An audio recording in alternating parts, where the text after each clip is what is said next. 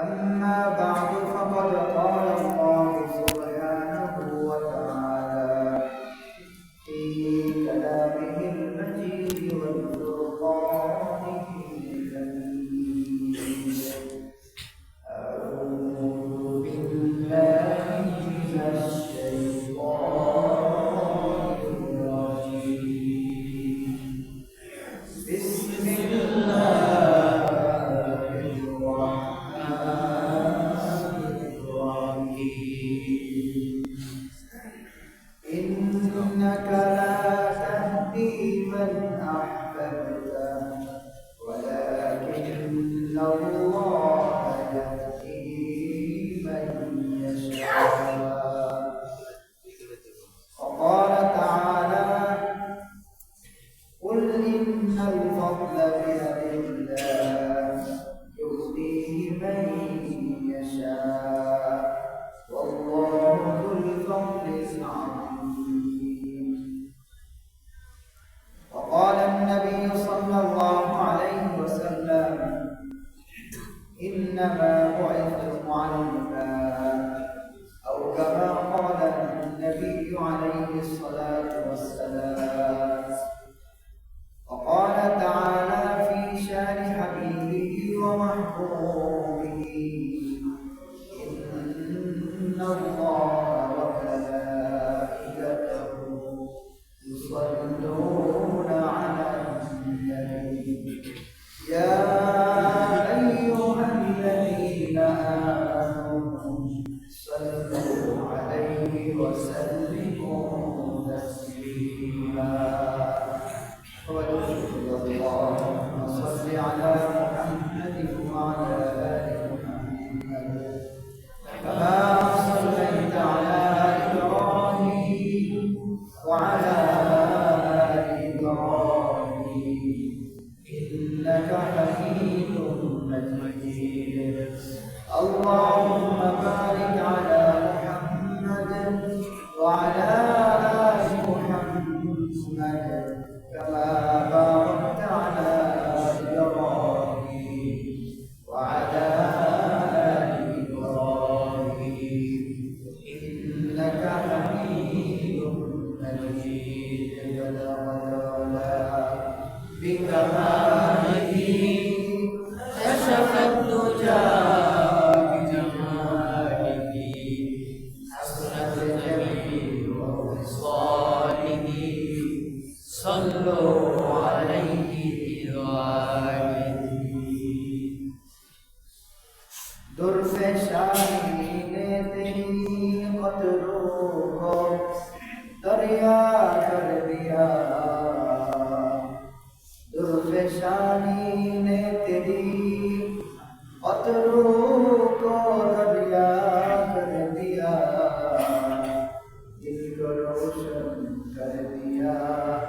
آنکھوں کو مینا کر دیا. بکمالی کشف الدجى بجماله حسنت جميع خصاله صلوا عليه وآله. لا إله إلا الله لا إله إلا الله لا إله إلا الله لا إله إلا الله لا إله إلا الله لا إله إلا الله لا إله إلا الله لا إله إلا الله. سبحان الله والحمد لله لا إله إلا الله. سبحان الله والحمد لله لا إله إلا الله. سبحان الله والحمد لله لا إله إلا الله. الله الله الله الله الله الله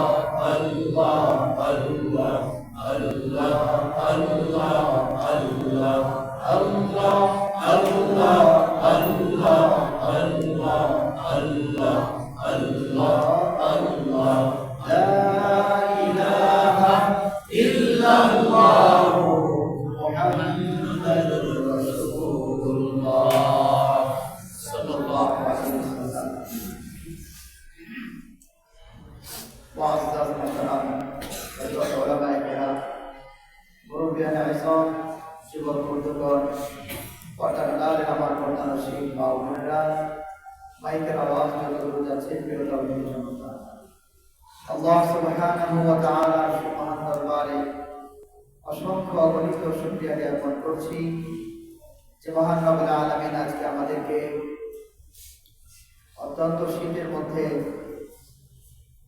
ঠান্ডা মনে ভয় না থেকে আল্লাহ রাব্বুল ইজ্জতের মহব্বতে তার হুকুম পালনার্থে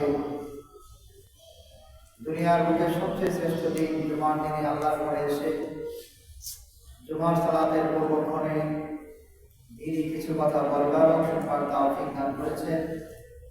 বিশেষ করে তার হাবিব জনাবে মুহাম্মদুর রাসূলুল্লাহ সাল্লাল্লাহু আলাইহি ওয়াসাল্লামের সিরাত থেকে তার জীবনী থেকে আলোচনা করার এবং শোনার তৌফিক দিয়েছেন। এই জন্য আমরা অন্তরস্থল থেকে কালিমাতুল শুকর আদায় করছি। সকলে জোরে জোরে আলহামদুলিল্লাহ হামদান কাসীরান طيبا مباركا فيه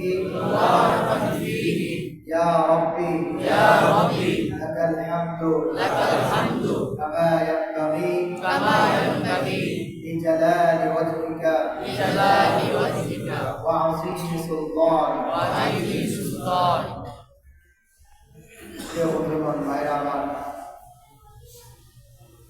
আল্লাহ পাক রব্বুল আলামিন পৃথিবীতে অসংখ্য নবী আজমাইনদেরকে পাঠিয়েছেন। আল্লাহর পক্ষ থেকে বিশ্ববাসীর জন্য নবী পাঠানো বান্দার প্রতি আল্লাহ রাব্বুল আলামিনের যতগুলো নাজ এবং নিয়ামত রয়েছে তার মধ্যে শ্রেষ্ঠ এবং গুরুত্বপূর্ণ একটি নিয়ামত হচ্ছে যে আল্লাহ আমাদের জন্য নবী পাঠিয়েছেন। আল্লাহর যতগুলো নিয়ামত আছে তার মধ্যে শ্রেষ্ঠ এবং বড় নিয়ামত, কারণ নবী আলাইহিস সালাম যদি পৃথিবীতে আল্লাহ তাআলা আগমন না করাতেন, তাদেরকে না পাঠাতেন, তাহলে আমরা বিশ্ববাসী প্রাণীকুল আর মানবকুল এর মাঝখানে কোনো পার্থক্য খুঁজে পেতাম। যার যেভাবে ইচ্ছা তার জীবনকে পরিচালিত করত, যার যেভাবে ইচ্ছা সে অর্থ উপার্জন করত, যার যেভাবে ইচ্ছা সে তার পরিবারের বাহিরে গিয়ে তার যৌন চাহিদাকে চরিতার্থ করত।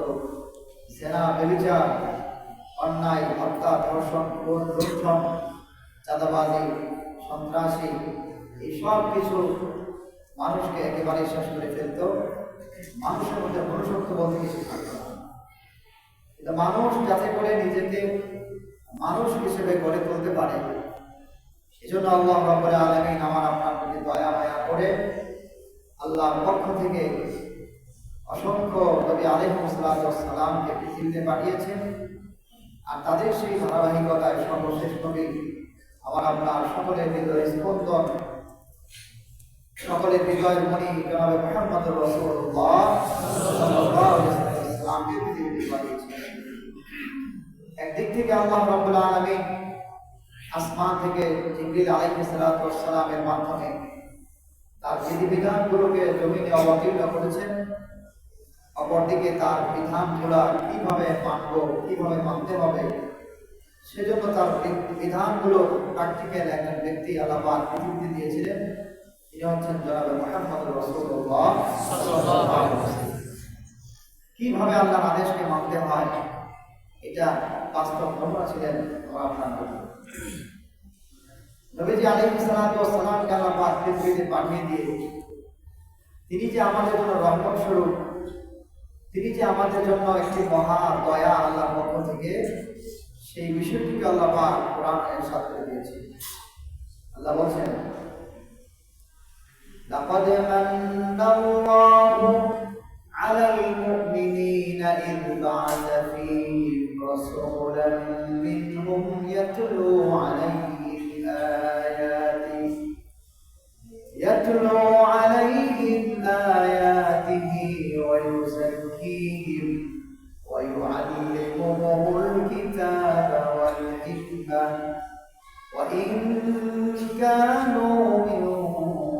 قبل لفي ضلال مبين আল্লাহ ইরশাদ করেছেন লাকাদ মান্নাল্লাহু আলাল মুমিনিন তিনি মুমিনদের প্রতি দয়া করেছেন অনুগ্রহ করেছেন ওই সময় যখন তিনি পাঠিয়েছেন তার পক্ষ থেকে রাসূল যে রাসূল ছিল আমাদের মধ্য থেকে একজন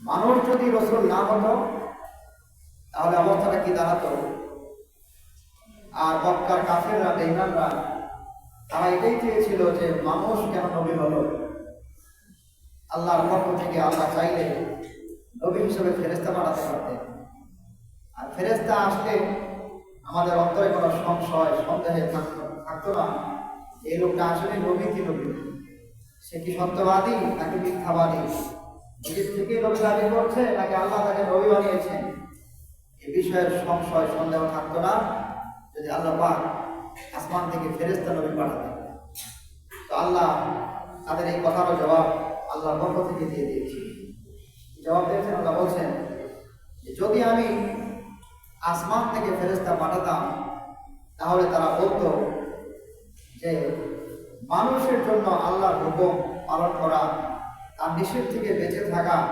এটা মানুষের দ্বারা সম্ভব নয় আল্লাহ আসমান থেকে ফেরেশতা পাঠিয়েছে নবী হিসেবে এটা নবীর ফেরেশতা যে আছে তাদের জন্যই আল্লাহর হুকুম মানা সম্ভব আমাদের দ্বারা সম্ভব নয় যাতে করে মানুষ এই কথা বলতে না পারে এজন্য আল্লাহ সুবহানাহু ওয়া তাআলা ফেরেশতাদেরকে নবী না বানিয়ে মানুষের মধ্য থেকে নবী বানিয়ে পাঠিয়ে দিয়েছেন এজন্য যাতে করে নবী আল্লাহর হুকুম পালন করে দেখিয়ে দেন যে আসমানের নিচে জমিনের উপরে একজন মানব সন্তানের দ্বারাও আল্লাহর হুকুম পরিপূর্ণ পালন করা সম্ভব সুবহানাল্লাহ জন্য আল্লাহ পাক ফেরেশতাদেরকে নবী না বানিয়ে তাদেরকে নবী বানিয়েছেন মানুষকে নবী বানিয়েছেন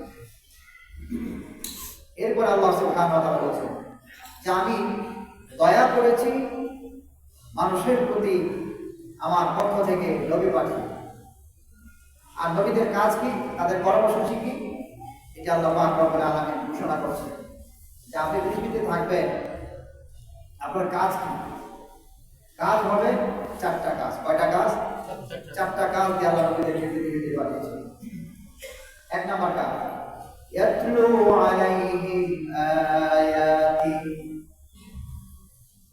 আল্লাহ পক্ষ থেকে যে আয়াত আল্লাহ নাযিল করেন সেই আয়াতকে সেই কোরআনুল কারীমকে নবী মানুষকে পড়ে পড়ে শোনাবেন মানুষের কাছে গিয়ে কোরআনের তেলাওয়াত করবেন এই কোরআনের তেলাওয়াত এমন একটি বিষয় যত বেশি তেলাওয়াত আপনি করবেন এবং আপনি শুনবেন আপনার হৃদয় তত গলে যাবে কোরআন এমন একটা মিষ্টি ভাষা এমন একটি পদ্ম এবং পদ্ম বা ছন্দ সেটাই বলেন না কেন এটি এমন একটি আকর্ষণের বিষয় যে কোনো মানুষ যদি হয়ে থাকে কাফের আর মুশরিক নাই মুসলমানরাও পরের কথা যে কোনো মানুষের সামনে যখন এই কোরআনুল কারীমের তিলাওয়াত করা হয় যেহেতু মানুষ আল্লাহর সৃষ্টি আল্লাহর ওই কথা শোনার সঙ্গে সঙ্গে মানুষের অন্তর বলা শুরু করে দেয়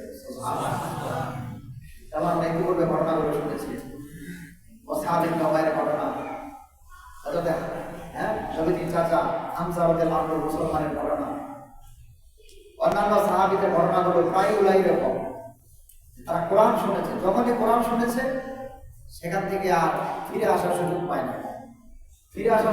না বরং আল্লাহ রাব্বুল আলামিন তার এই কালামকে কোরআনের তিলাওয়াতকে এত শ্রুতিমধুর বানিয়েছেন হাদিসের কিতাব খুললে এমন কিছু চমৎকার অদ্ভুত ঘটনা পাওয়া যায় যা বিশ্বাস করা মুশকিল কিন্তু মুমিন হিসেবে বিশ্বাস করতে হয় এটা অবশ্যই সম্ভব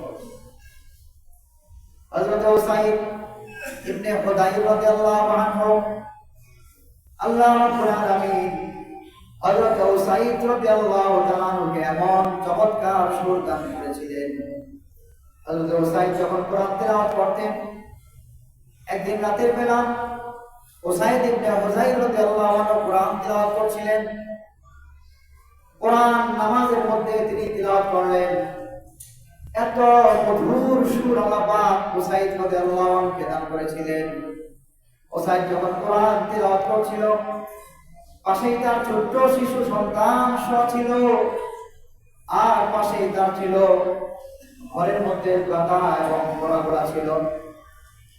ঘোড়া রাস্তাবরের মধ্যে ঘোড়া যখন কোরআন তেলাওয়াত শুনলো, ঘোড়াটা ছটফট করে লাফানো শুরু করে দিল। রাতের বেলায় তাহাজ্জুদের নামাজে হযরত উসাইদ ইবনে হুযাইর কোরআন তেলাওয়াত করেন, আর এই কোরআন তেলাওয়াত শোনার সঙ্গে সঙ্গে তার ঘোড়াটা বারবার লাফিয়ে ওঠেন। হযরত উসাইদ চিন্তা করলো যে পাশেই বাচ্চা শোয়া আছে, ঘোড়া যদি লাফালাফি করে এক পর্যায়ে এমন দেখা যাবে যে ঘোড়ার পা আমার বাচ্চার ঘাড়ের উপরে পড়ে আমার বাচ্চাটা মারা যাওয়ার সম্ভাবনা থাকবে। হযরত উসাইদ রাদিয়াল্লাহু তাআলা নামাজ পুরো শেষ করলেন। নামাজ শেষ করার পর উসাইদ রাদিয়াল্লাহু আনহু তাকালেন আকাশের দিকে। উসাইদ তাকিয়ে দেখেন মেঘ যেরকম কালো হয়ে জমিনের মধ্যে বর্ষণ হয়, পুরো আকাশ পরিষ্কার, কিন্তু আল্লাহ পাক উসাইদের ঘর বরাবর আসমান থেকে তার ঘরের চাল পর্যন্ত একটা কালো মেঘ যেমন নাকি টানা বেঁধে আছে।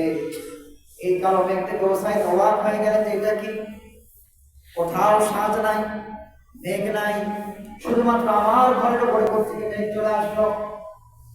উসাইদ রাদিয়াল্লাহু আনহু তিলাওয়াত করলেন না।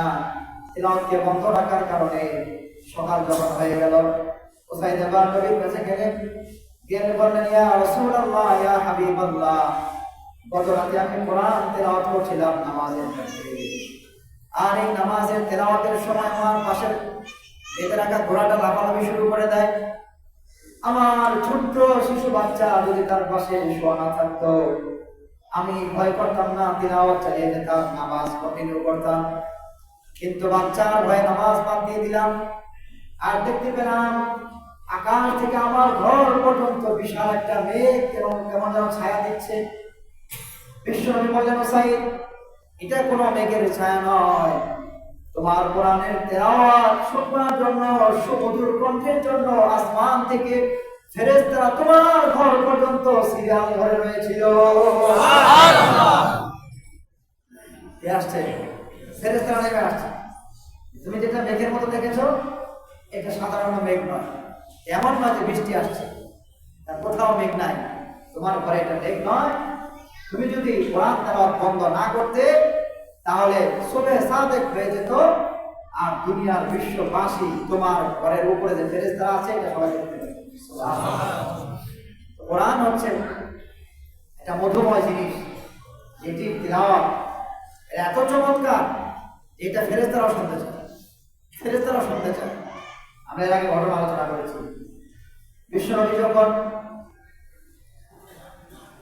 আম্মা জান আয়েশার ইন্তেকাল, হযরত খাদিজার ইন্তেকাল হয়ে গেল, আবু তালেব মারা গেলেন, বিশ্বনবী মর্মাহত হলেন।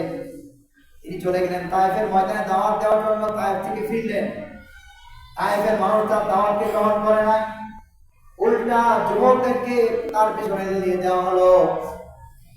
তায়েফের বখাটে যুবকরা আমার আপনার নবীর গায়ে পাথর নিক্ষেপ করলো। পাথর নিক্ষেপের পরে নবীজি অজ্ঞান হয়ে মাটিতে পড়ে গেলেন। নবীজি যখন তায়েফ থেকে ফিরলেন, ফেরার সময় মক্কার কাছাকাছি যখন চলে আসলেন, আসার পরে হেরা গুহার পাশে একটা জায়গা আছে কাছাকাছি, নবীজি আলাইহিস সালাতু ওয়াস সালাম সেই জায়গায় ফজরের নামাজে কোরআন তেলাওয়াত শুরু করে দিলেন। আল্লাহ পাক রব্বুল আলামিন তার তেলাওয়াতের কথা বলে দিয়েছেন, قل أوحي إلي أنه استمع نفر من الجن فقالوا إنا سمعنا قرآنا عجبا। আল্লাহ বলছেন, দেখো নবী, তুমি তায়েফে গিয়ে রক্তাক্ত হলে, তোমার দাওয়াত কেউ গ্রহণ করে নাই, তুমি মর্মাহত হয়েছো, তোমার হৃদয় ভেঙে চুরমার হয়ে গিয়েছে, একদিক থেকে তোমার আমন্ত্রণটা মারা গিয়েছে, আরেকদিকে তায়েফের বাসী তোমার দাওয়াতকে প্রত্যাখ্যান করেই ক্ষান্ত হয় নাই, তোমাকে পাথরের আঘাত করেছে, পাথরের আঘাত করেছে, কিন্তু তুমি তারপরে দিনের দাওয়াতকে ছাড়ো নাই, দিনের দাওয়াতকে তুমি বাদ দাও নাই, এই দিনের দাওয়াত তুমি চালিয়ে গিয়েছো। দিনের দাওয়াত চালিয়ে যাওয়ার কারণে কি হয়েছে? আল্লাহ নবীকে বলছেন যে দেখো আমি তোমার কাছে ওহী নাযিল করছি এই বিষয়ের উপর, তুমি যে রাতের শেষে ফজরের নামাজে কোরআনুল কারীমের তিলাওয়াত করেছো, তোমার দাওয়াত মানুষ না শুনলেও বেশ কিছু জিন ফজরের নামাজের সময় তোমার পাশে দাঁড়িয়ে দাঁড়িয়ে এই কোরআনুল কারীমকে তারা মনোযোগ সহকারে শ্রবণ করে দিয়েছে। সুবহানাল্লাহ। জিনেরা দাঁড়ায় গেছে, এটা কি শুনতে পাচ্ছ? কিসের আওয়াজ আসছে এটা? কি চমৎকার কণ্ঠ, আর কি তিলাওয়াত হচ্ছে এটা! জিনেরা অবাক। জিনেরা দাঁড়ায় গেছে। জিনেরা দাঁড়িয়ে চতুর্দিকে তারা দলবদ্ধ হয়ে দাঁড়িয়ে গিয়ে নবীজি আলাইহিস সালাতু ওয়াস সালামের তিলাওয়াত শুনেছে। তিলাওয়াত শোনার পর এই জিনেরাই আবার ব্যক্ত করছে তাদের জাতির কাছে গিয়ে, বলছে ইন্না সামি'না কুরআনান আজাবা। জিনেরা বলছে যে আমরা এক আশ্চর্য কোরআন শুনলাম। এই কোরআন আশ্চর্য কোরআন, যে কোরআন আমরা শুনি নাই, আশ্চর্য লেগেছে আমাদের কাছে। কি চমৎকার, কি বলছে এই কোরআন! কি জিনেরা বলছে, আল্লাহ বলছেন ইয়াহদি ইলার রুশদি। আল্লাহ বলেন যে এই কোরআনুল কারীম জিনেরা শুনে বলল, জিনেরাই বলছে যে আমরা দিশেহারা ছিলাম, পথ হারা ছিলাম, গোমরা ছিলাম, পথভ্রষ্ট ছিলাম, কিন্তু এই কোরআন আমাদেরকে সঠিক পথ দেখিয়েছে, হেদায়েত দিয়ে দিয়েছে। সুবহানাল্লাহ। হেদায়েত দিল কোরআন। ফাআমান্না বি, কোরআন যখন আমাদেরকে সত্য সঠিক পথ প্রদর্শন করলো, আমরা দেরি করি নাই, কোরআন শোনা মাত্রই আমরা আল্লাহ পাক এবং তার নবীর পক্ষে ঈমান এনেছি। সুবহানাল্লাহ। মানুষ পাথর মেরেছে, কিন্তু ধৈর্য ধারণ করার কারণে আল্লাহ পাক রব্বুল আলামিন এমন এক অদৃশ্য জাতির কাছে কোরআনকে পৌঁছে দিয়েছে যাতে কোরআন দেখতে পায়, তারাই মানে নিয়েছে। এরপরে তারা বলে ওয়ালান নুশরিকা বিরাব্বিনা আহাদা, আজকে থেকে আমরা মহান রব আল্লাহর সঙ্গে আর কাউকে শিরিক করব না, আমরা মুশরিক মুক্ত হয়ে মুসলিম হয়ে গেলাম। সুবহানাল্লাহ। তো কোরআন কি জিনিস দেখে, এটা ফেরেশতারাও শুনতে চায়, এটা জিনেরাও শুনতে চায়। শুধুমাত্র তাই নয়, বিশ্বনবী যখন প্রকাশ্যে দাওয়াত দেওয়া শুরু করলেন, কাফেররা আবু তালেবের কাছে চলে আসলো, তোমার ভাতিজাকে থামাও। গত সময় আমরা আলোচনা করেছিলাম, থামতে বলো তোমার ভাতিজাকে। আবু তালেব তার ভাতিজা মুহাম্মদ সাল্লাল্লাহু আলাইহি ওয়াসাল্লামকে বারণ করলেন না, চলে গেল। দাওয়াত যখন ছড়িয়ে পড়লো, সাহাবারা যখন ঈমান আনয়ন করা শুরু করে দিলেন, অবস্থা অন্যরকম দাঁড়িয়ে গেল। এবার আবার তারা আবু তালেবের কাছে আসলো, তোমার ভাতিজাকে বন্ধ করো, না হয় হত্যা করে ফেলবে। আবু তালেব বলেন না, তোমরা তাকে কিছু বলার দরকার নাই, যা বলো আমি বলছি। আর আবু তালেব নবীজির কাছে বললেন যে আমার ভাতিজা, তোমাকে তারা মারার জন্য ঐক্যবদ্ধ হয়েছে, মক্কার জমিনে তোমাকে শেষ করে দেবে তারা। ভাতিজা দেখো ইসলামের দাওয়াতটাকে কোনোভাবে বন্ধ করা যায় কিনা। নবীজি উত্তর দিয়েছিলেন কি, যে আমার এক হাতে চন্দ্র আর এক হাতে সূর্য যদি এনে দেওয়া হয়, আমি মুহাম্মদ লা ইলাহা ইল্লাল্লাহ এর দাওয়াত নিয়ে পৃথিবীতে প্রেরিত হয়েছি, এই দাওয়াত থেকে সামান্য সময়ের জন্য বিরত হতে পারবো না। সুবহানাল্লাহ। নবীজির সাহসিকতা দেখে চাচা আবু তালেব আর বারণ করলেন না, যে না, আর আমার ভাতিজাকে নিষেধ করে লাভ নাই, নিষেধ করে লাভ নাই। কারণ তার আবু তালেব যদিও মুসলমান হন নাই, কিন্তু নবীজি আগমনের পূর্বে যে মিল্লাতে ইব্রাহিম, ইব্রাহিম নবীর ধর্ম ছিল, আবু তালেব মূলত সেই মিল্লাতে ইব্রাহিমের অনুসারী ছিলেন। যে মিল্লাতে ইব্রাহিমের মধ্যে কোনো রকমের শিরিক ছিল না। শিরিক ছিল না বলতে, ওই সময়ের মক্কার মুশরিকরা যে মূর্তি পূজা করত, আবু তালেব যদিও তিনি ইসলাম গ্রহণ করেন নাই, কিন্তু তার পুরো জীবন 87 বছর বয়স তার হয়েছিল, একদিন এক মুহূর্তের জন্য আবু তালেব কোনদিন মূর্তির সামনে সেজদা দেন নাই। আল্লাহু আকবার। হ্যাঁ, তিনি অমুসলিম ছিলেন ঠিক, ইসলামকে গ্রহণ করেন না, সেটা ভিন্ন বিষয়। আগের ধর্মে তিনি ছিলেন, যার কারণে নবী মুহাম্মদ সাল্লাল্লাহু আলাইহি ওয়াসাল্লাম তার ভাতিজাকে তিনি শুধু ভালোবাসতেন তা নয়। ইতিহাসের কিতাব ব্যাখ্যা করে আপনারা পাবেন যে আবু তালেবকে যখন মক্কার মুশরিকরা ঐক্যবদ্ধভাবে নিঃশেষ করে দেওয়ার জন্য, নিশ্চিহ্ন করে দেওয়ার জন্য ষড়যন্ত্র করলো, এই আবু তালেব যদিও ইসলাম গ্রহণ করে নাই, কিন্তু ইসলাম সত্য ধর্মের উপর তার অবলম্বী ছিল, তিনি বুঝতেন, কিন্তু গ্রহণ করতেন না। অন্যান্য কোনো কারণে তার নেতৃত্বে চলে যাবে। মক্কা তিনি সবচেয়ে বড় নেতা ছিলেন এবং কাবা ঘরের চাবি তার কাছে ছিল। মক্কার সমস্ত নেতারা তাকে মেনে চলত, কিন্তু মক্কার সব নেতারা চাপ প্রয়োগ করলো, আবু তালেব তোমার ভাতিজাকে ইসলামের দাওয়াত থেকে বিরত করে দাও, না হয় শেষ করে দেব। এই আবু তালেব মুহাম্মদ সাল্লাল্লাহু আলাইহি ওয়াসাল্লামকে একবার দুইবার বাধা দেওয়ার পরে আর বাধা দেন নাই, বরং বলেছেন তোমার দাওয়াত তুমি চালিয়ে যাও। তিনি ইসলাম গ্রহণ না করলেও যত রকমের সাহায্য আর সহযোগিতা দরকার এই আবু তালেব মুহাম্মদ সাল্লাল্লাহু আলাইহি ওয়াসাল্লামকে করেছে। কিরকম সাহায্য? হাদিসের কিতাবে পাওয়া যায় যে আবু তালেব নবীজিকে এত ভালোবাসতেন যে তার আপন ছেলে আলী ইবনে আবি তালেব, এমনিভাবে জাফর, এদের চেয়েও আবু তালেব তার ভাতিজাকে বেশি ভালোবাসতেন। কারণ যখন মুহাম্মদ সাল্লাল্লাহু আলাইহি ওয়াসাল্লামের বয়স 8 বছর, তার বাবা আগে মারা গিয়েছে, মা মারা গিয়েছে, তার দাদাও মারা গেল। তার দাদা মারা যাওয়ার আগে তার দাদা তার চাচাকে ওয়াদা করে দিয়েছিল যে তুমি একে যে কোনোভাবে রক্ষা করো। সেই ওয়াদার উপরে আবু তালেব অটল ছিল, যার কারণে যখন আবু তালেব দেখলো যে মক্কার মুশরিকরা তার ভাতিজা মুহাম্মদকে হত্যা করবে, রাতের বেলায় মুহাম্মদ সাল্লাল্লাহু আলাইহি ওয়াসাল্লাম যে জায়গায় শুয়ে থাকতেন, মুহাম্মদ সাল্লাল্লাহু আলাইহি ওয়াসাল্লামকে সেই জায়গা থেকে সরিয়ে দিয়ে তার আপন ছেলে আলীকে অথবা জাফরকে অথবা অন্য কোনো সন্তানকে মুহাম্মদ সাল্লাল্লাহু আলাইহি ওয়াসাল্লামের জায়গায় রেখে দিতেন। এই জন্য যে মক্কার মুশরিকরা যদি আক্রমণ করে আমি আবু তালেবের ছেলে হত্যা হয়ে যাবে, কিন্তু আমার ভাতিজা মুহাম্মদ বেঁচে যাবে। বলে সুবহানাল্লাহ। কি পরিমাণ ভালোবাসা চিন্তা করে, এখান থেকেই বোঝা যায় যে কতটুকু ভালোবাসা তার। এটা শুধু তার বাবার আদেশে নয়, অন্তর থেকে এই চাচা তার ভাতিজাকে মহব্বত করত দ্বীনের কারণে, দ্বীনের জন্য।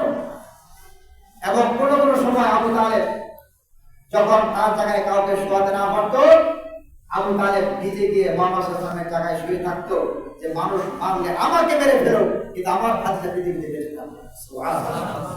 এই পরিমাণ তার ভাতিজা মুহাম্মদ সাল্লাল্লাহু আলাইহি ওয়াসাল্লামকে ভালোবাসতেন, আগলে রাখতেন, দয়া করতেন, মহব্বত করতেন। তিনি বলেছেন যে আরব সমস্ত গোষ্ঠী উপগোষ্ঠী যদি একত্র হয়ে যায়, আমার ভাতিজা মুহাম্মদ তুমি নিশ্চিত থাকো আমি জীবিত থাকতে তোমাকে কেউ মারতে পারবে না।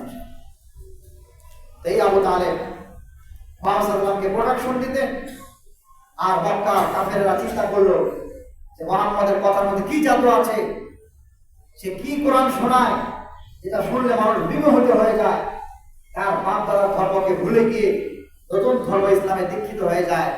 এটা কি কোরআন সে শোনায়? কারণ কোরআন তো এটা সাধারণ কোনো বিষয় নয়, আল্লাহর কালাম। যেই শুনে সেই অস্থির হয়ে যায়। ফেরেশতারা রাতের বেলায় নেমে আসে কোরআন শোনার জন্য, জিনেরা দাঁড়িয়ে যায়, থমকে দাঁড়ায় কোরআনকে শোনার জন্য। আর যেই কাফেররা এখানে আসে, মুহাম্মদ সাল্লাল্লাহু আলাইহি ওয়াসাল্লামের মুখ থেকে কোরআন শুনে সঙ্গে সঙ্গে মুসলমান হয়ে যায়। আর ওরা চিন্তা করলো আবু জাহেল, আবু লাহাবরা, যে মুহাম্মদের থেকে মানুষকে বিরত রাখতে হবে।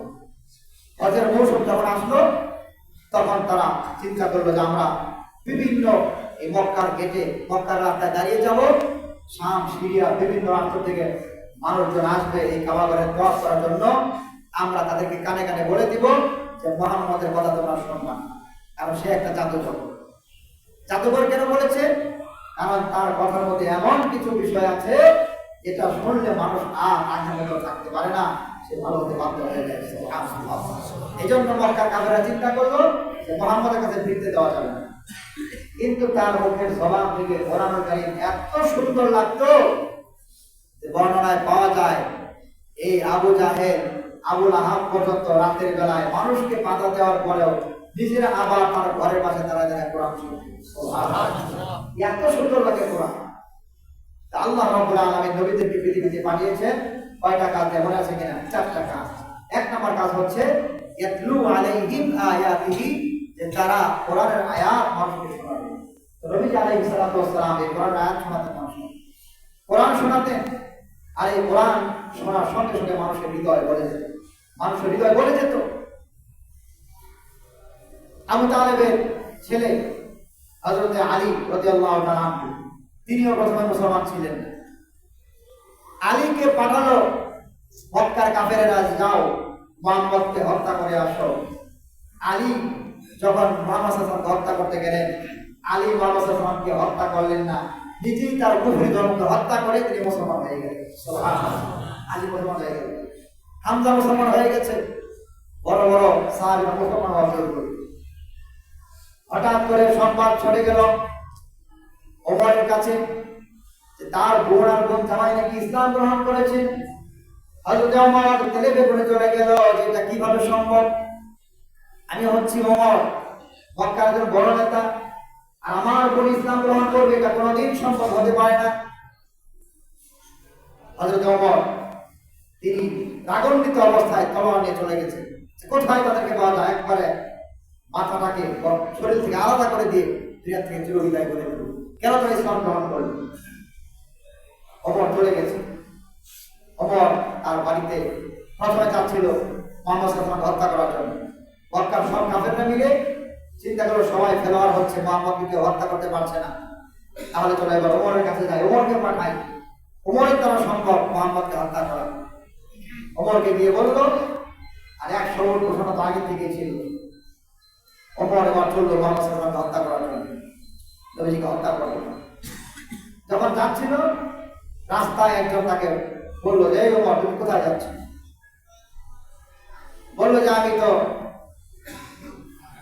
আমাদের ধর্মকে বাদ দিয়ে নতুন ধর্মের আবিষ্কারক মুহাম্মদকে হত্যা করতে যাচ্ছে। তো উনি যার সঙ্গে সাক্ষাৎ তিনি মুসলমান হয়ে গিয়েছিলেন, প্রকাশ করতে পারছিলেন না আমি মুসলমান, লেগে যাবে তার সঙ্গে, যুদ্ধে নাও পারতে পারে। কিন্তু তিনি এক পর্যায়ে বলেন না তুমি তাকে হত্যা করতে পারবেন।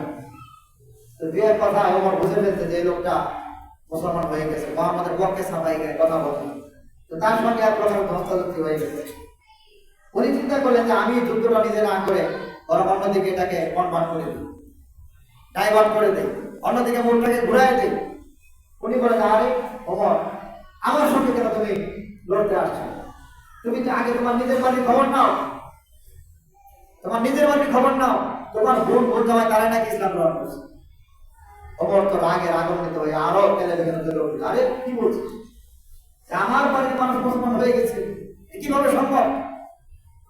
এবার ওমর চলে গেল তার বাড়িতে, বাড়িতে গিয়ে দেখে যে দরজা লাগানো, এই ঘরের ভিতরে কে আছে? ওমর যখন দরজায় নক করেছে, ওমরের বোন এবং বোন জামাই তারা ঘরের ভিতরে বসে সূরা তাহা এটা তারা তেলাওয়াত করতেছিলেন। একটা কাঠের মধ্যে সূরা তাহার কিছু আয়াত লেখা ছিল। ওমরের বোন আর ওমরের বোন জামাই তারা কোরআনের তেলাওয়াত করতেছিল, কোরআনের তেলাওয়াত করছিল। ওমরের দরজার ঠকঠকানির আওয়াজ যখন শুনতে পেরেছে তারা, তাড়াহুড়ার কারণে এই পাথর এই কাঠের খণ্ড যেখানে কোরআন লেখা ছিল, সূরা তাহার আয়াত লেখা ছিল, তারা এটাকে সামলাতে পারে না, গোপন করতে পারে না, দ্রুত তারা চলে গেছে ওমরের জন্য দরজা খুলল। যখনই দরজা খুলে দিচ্ছে, খুলে দেওয়ার সঙ্গে সঙ্গে ওমর ঘরে ঢুকছে, আর আগে কোরআনে কিছু আওয়াজ তার কানে এসেছিল, ঢুকেই তার চোখের সামনে পড়েছে সেই কোরআনের আয়াতটা। কথা আছে না, যেখানে গেলে বাঘের ভয় সেখানে গেলে দাঁত হয়, যেটার ভয়ে তারা কাঁপছিল ওইটাই তার চোখের সামনে পড়ে গেল প্রমাণ হিসেবে। বললো জানি তোমরা কি করছিলে? না কিছু না, মানে আমি তো আওয়াজ পাচ্ছিলাম, আওয়াজ পাচ্ছিলাম তোমাদের কিসের আওয়াজ যারা হচ্ছিল। এই কথাবার্তার মধ্যেই হঠাৎ তার চোখ পড়লো সেই কাঠের উপর যেখানে সূরা তাহার আয়াতগুলো লেখা ছিল। ওমর বলল এটা কি, এটা কি, দাও এটা আমার কাছে। তোমার নিয়ত ছিল এটাকে আসার দিয়ে ভেঙে ফেলবে, কিন্তু তার বোন চোরাচুরি বলে না এটাকে নিতে পারবে না। তো ওমর রাগান্বিত হয়ে বললো তোমরা নাকি বেঈমান হয়ে গেছো, মানে তাদের ভাষায় বেঈমান মানে ইসলাম গ্রহণ করা, ঈমানদার হওয়া, তোমরা নাকি কাফের হয়ে গেছো, মানে কাফের বলছে কাফেরদের কথা, তোমরা নাকি আমাদের ধর্মকে বাদ দিয়ে দিচ্ছ। এই বলে তার বোন জামাইকে জোরে আঘাত করেছে, বোন জামাই জোরে ছিটকে পড়ে গিয়েছে। ওমরের বোন বললো যে না, ওমরের বোন খুব আশ্রাবাসী করছিল তার জামাটাকে ছাড়াবার করে। ওমর তো শক্তিশালী বীর পুরুষ, তার সঙ্গে কি আর পারা যায়? কিন্তু ওমরের যখন এই চোখ দিয়ে বললো পাথরের কি বলে কাঠের খণ্ডের উপর, ওমর বললো এটা কি দাও, এটা আমার কাছে দাও। ওমরের বোন বললো না ওমর এটা তোমার কাছে দেওয়া যাবে, দেওয়াই যাবে না এটা তোমার কাছে। বললো কেন? বললো তুমি ওমর শক্তিশালী বীর পুরুষ হতে পারো, কিন্তু তুমি মুশরিক হওয়ার কারণে তুমি একটা নাপাক। মুশরিকটা কি ভাই? নাপাক। ইন্নামাল মুশরিকুনা নাজাসুন, আল্লাহ বলেন নিশ্চয় মুশরিকরা হচ্ছে নাপাক। তো নাপাকের হাতে এই কোরআনের খণ্ড দেওয়া এটা কখনো মানায় না। বলে যে ওমর, তুমি যদি এই কাঠের খণ্ডটাকে হাতে নিতেই চাও তাহলে তোমার জন্য একটা শর্ত আছে। কি শর্ত? বললো যে তুমি যদি এটা নিতে চাও তোমাকে গোসল করে পবিত্র হতে হবে, তারপর তুমি এটাকে হাতে নিতে পারবে। তোমার মধ্যে একটা ধাক্কা লাগলো, আরে আমি একটা নেতা, একটা কাঠের খণ্ড আমার হাতে দিবে, এটা দিচ্ছে না, আমি নাকি এটার উপযুক্ত না, আমি কিসের নেতা হলাম, আমি নাকি এটার উপযুক্তই না। বলে না, গোসল করো। এরপর সে পবিত্র হয়ে আসছে। পবিত্র হয়ে আসার পর বলে এখানে কি লেখা আছে, তারপর তার সঙ্গে পাঠ করা হলো মা আনজালনা আলাইকাল কুরআনা লিতাশকা ইল্লা তাযকিরাতান লিমান ইয়াখশা তানজিলাম মিম্মান খালাকাল আরদা ওয়াস সামাওয়াতিল উলা আর-রাহমানু আলাল আরশি ইস্তাওয়া। আল্লাহ বলছেন তাহা, নবীকে ডাকতে বলছেন, মা আনজালনা আলাইকাল কুরআনা লিতাশকা, হে নবী আমি আপনার কাছে কোরআনকে কঠিন বানাবার জন্য নাযিল করি নাই। সুবহানাল্লাহ, সুবহানাল্লাহ। ইল্লা তাযকিরাতান, তবে এটা হচ্ছে সামনিকা, এটা হচ্ছে উপদেশ, লিমান ইয়াখশা, যার অন্তর মধ্যে ভয় আছে সেই একমাত্র কোরআন থেকে উপদেশ গ্রহণ করতে পারে। বলেন সুবহানাল্লাহ। তানজিলান মিম্মান খালাকাল আরদা ওয়াস সামাওয়াতিল উলা, আর এই কোরআন যার তার লেখা নয়, এটা হচ্ছে আসমান আর সুমহান, এই জমিন আর সুমহান আসমানের যিনি সৃষ্টিকর্তা তার পক্ষ থেকে কোরআন নাযিলকৃত। সুবহানাল্লাহ। আর-রহমান, তিনি হচ্ছেন মহা দয়াময়, আলাল আরশি ইস্তাওয়া, আর আল্লাহ আছেন আরশে। বলেন সুবহানাল্লাহ। লাহু মা ফিস সামাওয়াতি ওয়া মা ফিল আরদ ওয়া মা বাইনাহুমা ওয়া মা তাহতাস সারা, আল্লাহ বলছেন যে আসমান আর জমিন আর এর উপরে আর নিচে যা কিছু আছে সব একমাত্র আল্লাহ। এই ঘোষণা শুনতে ওমর হতভম্ব হয়ে গেছে। বলে কি এগুলা? বলে কি এগুলা? বলে আর এটা কোথেকে পেয়েছো? বলে হ্যাঁ, এটাই আমাদের মুহাম্মদ সাল্লাল্লাহু আলাইহি ওয়াসাল্লাম আমাদের শিক্ষা দেয়, কোরআনের আয়াত। এই কোরআনের আয়াত শোনার সঙ্গে সঙ্গে ওমর রাদিয়াল্লাহু তাআলা ওইদিকে আয়াত পড়ে আর তার অন্তর বিগলিত হতে হতে কঠিন ওমরের চোখ দিয়ে অশ্রু প্রবাহিত হওয়া শুরু হয়ে গেল। সুবহানাল্লাহ। চোখে পানি চলে আসলো, কি বলছে এগুলো, কি শোনাচ্ছ আমাকে? আর দেরি করো না, চলো আমাকে নিয়ে যাও মুহাম্মদের কাছে। আর ওমরকে নিয়ে যাওয়া হলো মুহাম্মদ সাল্লাল্লাহু আলাইহি ওয়াসাল্লামের কাছে।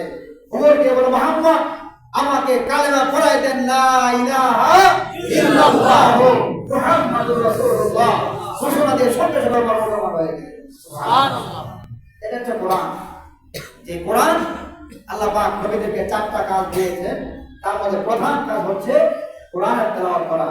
আজকে আমার আপনার জীবন, পরিবার, সমাজ, এরপরে রাষ্ট্র, আন্তর্জাতিক অঙ্গন সব জায়গায় শুধু হাহাকার, একটা দুশ্চিন্তা, মানুষ কি করবে, কিভাবে চলবে, এক পেরেশান জীবন যাপন করছে। কিন্তু এই পেরেশান দূর করার একমাত্র ঔষধ হচ্ছে এই কোরআনের কারিমের তেলাওয়াত। আজকে যদি আমি কোরআন তেলাওয়াত করি, কোরআন তেলাওয়াত শুনি, মনটা প্রফুল্ল হয়ে যাবে, সুন্দর হয়ে যাবে ইনশাআল্লাহ। এজন্য আসুন কোরআনের দিকে আসুন। যে কোরআন আল্লাহ পাক নাযিল করে দিয়েছেন, এটা হচ্ছে শান্তি। আল্লাহ পাক বলেছেন, ইন্নামাল মুমিনুনা আল্লাযীনা ইযা যুকিরাল্লাহু ওয়াজিলাত কুলুবুহুম ওয়া ইযা তুলিয়াত আলাইহিম আয়াতুহু যাদাতহুম ঈমানা। আল্লাহ বলেন, যখন মুমিনদের সামনে কোরআনকে তেলাওয়াত করা হয়, মুমিনদের অন্তর ভরে যায়। সুবহানাল্লাহ বলেন। সুবহানাল্লাহ। ওয়া ইযা তুলিয়াত আলাইহিম আয়াতুহু যাদাতহুম ঈমানা। আর যখন এই আয়াত তেলাওয়াত করা হয়, শোনার সঙ্গে সঙ্গে অন্তর ভরে যায়। আর এটা তেলাওয়াত করার পরে মুমিনদের অন্তরে ঈমানটা আস্তে আস্তে বাড়তেই থাকে। বলেন সুবহানাল্লাহ। ঈমান বাড়া, এটা কোনো তরজমা তাফসীর দরকার না, শুধু শুনবেন দেখবেন আপনার ঈমান লাফিয়ে লাফিয়ে বাড়ছে। আজ আসুন আল্লাহ পাক রব্বুল আলামিন যে কোরআনকে নবীজির উপর অবতীর্ণ করেছেন আমার আপনার হেদায়েতের জন্য, এই গ্রন্থ আল্লাহ পাক দিয়েছেন, এটার দিকে আমরা আসি।